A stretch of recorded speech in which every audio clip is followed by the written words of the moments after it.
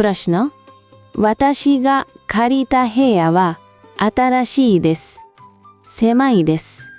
विकल्पहरू 1 तो 2 गा 3 का 4 मो।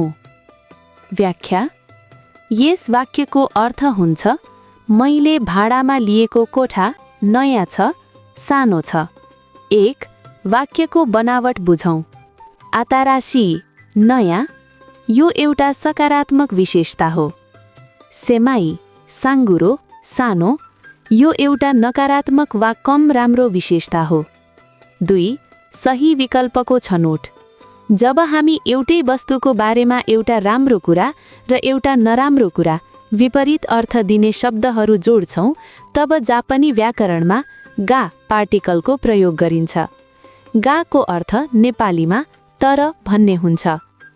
3 पूरा वाक्य वाताशी गा खारेता हेया वा आताराशी देस गा सेमाई देस। नेपाली अर्थ मैले भाडामा लिएको कोठा नयाँ छ तर सानो साङ्गुरो छ। विद्यार्थीका लागि सुझाव यदि दुवै शब्दहरू राम्रा उदाहरणका लागि नयाँ र सफा भएको भए सोच्ते वा अन्य शब्द प्रयोग हुन सक्थ्यो। यहाँ एउटा राम्रो नयाँ र अर्को नराम्रो सानो पक्ष भएकाले गा नै सबैभन्दा उपयुक्त उत्तर हो।